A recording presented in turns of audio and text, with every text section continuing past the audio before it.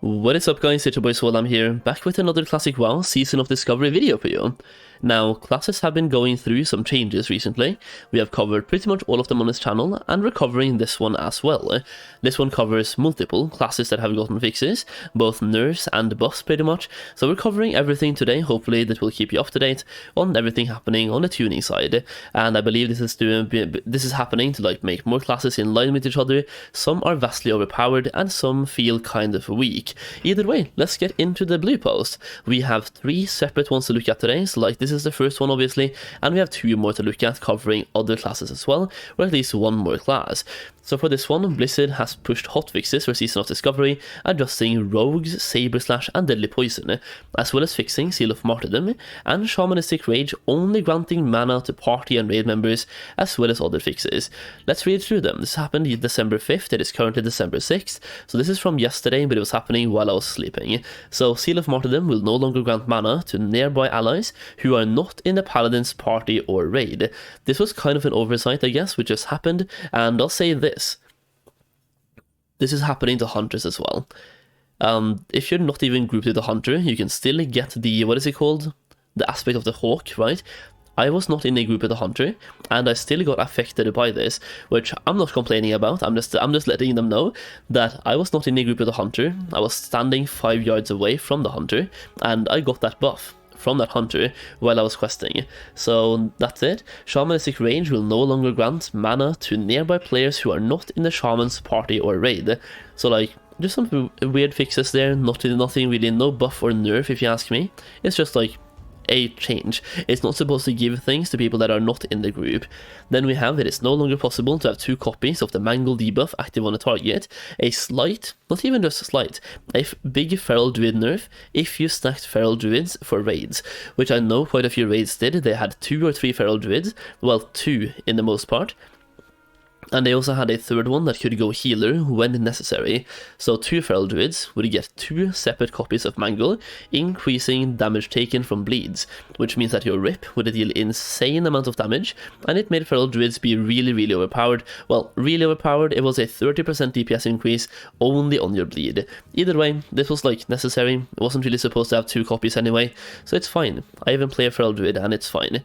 Then multiple rogues can now have the Saber Slash bleed on active on a target, which is definitely good. Rogues need some buffs. If the rogues have the Deadly Brew rune, they can each have a Deadly Poison periodic damage active on the target, which once again is good. It's not supposed to be that only the first application will actually have a dot.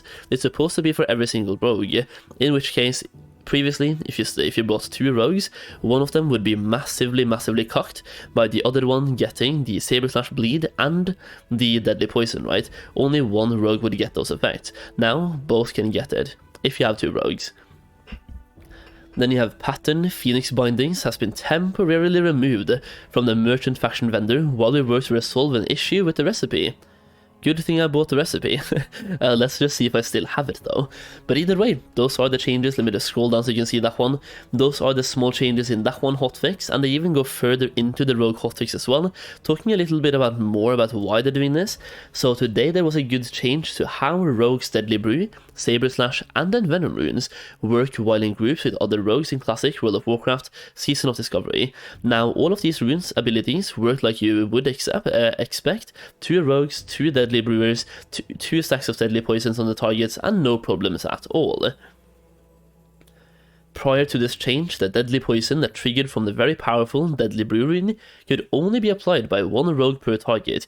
If you had 2 rogues with the Deadly Brew rune, there would be only 1 stack of Deadly Poison per target, and only one of the 2 rogues would be able to deal damage with Deadly Poison. That one rogue who owned the Deadly Poison debuff would also be the only rogue able to use Envenom. So if you had Envenom, that rune, this one requires you to have Deadly Poison, so the other rogue would be massively cocked, so cocked, which requires you to have Deadly Poison on the target, right? A similar problem existed with Saber Slash's damage over time effect, with only one rogue being able to benefit from the damage over time portion of that ability as well. And then we can see here, it's now working. We have a visual confirmation that it is working now by 2 rogues on this one mob right here. As it turns out, this was not technically a bug.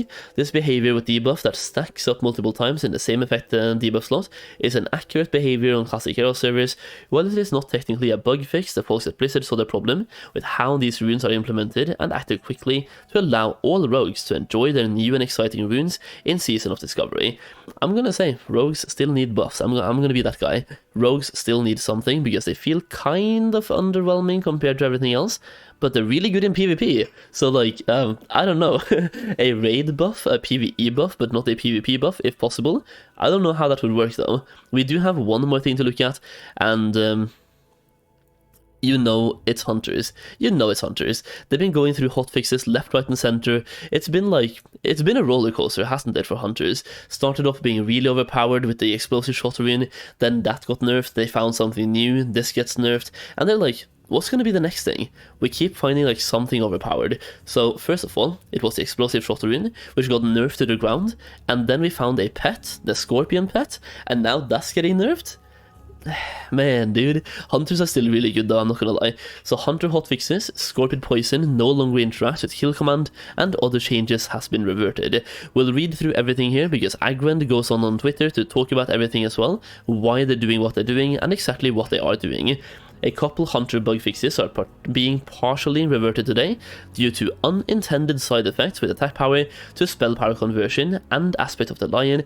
That being said, Scorpion Poison will no longer interact with kill command in order to reduce the hunter pet's disproportionate power in classic WoW Season of Discovery. Woke up to a lot of comments about hunter pet scaling. We did not completely remove scaling. We tried to fix a bug with Scorpion Poison and its interaction with kill command, but there were some unintended side effects. Here's what we are going to do today. We have 3 hotfixes that went out. Number 1 fixes Scorpion Poison, not consuming kill command procs. Number 2 removes all AP to spell power scaling from abilities like Scorpion Poison. And number 3 fixed an issue with aspect of the lion was being applied to non-party / oh, they fixed that one as well, okay. I did talk about that just recently in the video, didn't I? Number 2 and number 3 are being reverted for now. Scorpion Poison is still likely scaling too well, which is most egregious in PvP, but number 2 actually impacted more than just Scorpion Poison, which wasn't super intended. Number 3 is just a bad fix. We are reverting to fix that properly. Okay. Apologies for the confusion today, this was all handled poorly and went out too hastily. We'll get it sorted out. The kill command adjustment will make Scorpids less insane, but they likely still need an adjustments, but we need to make a more targeted adjustment than we did.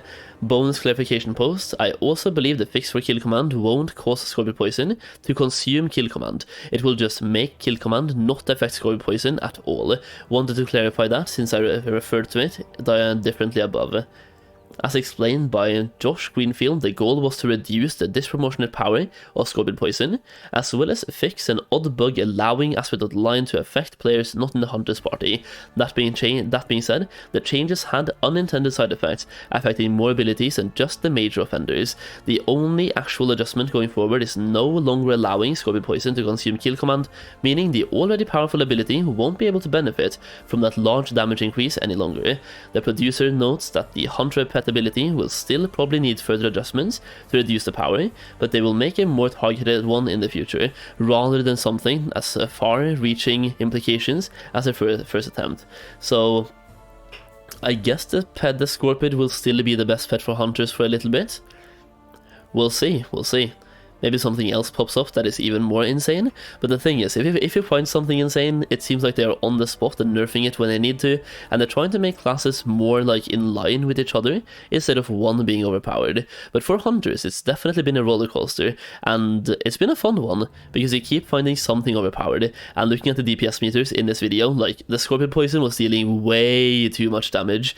In this case, 42% of the hunter's damage was Scorpion Poison. That is insane.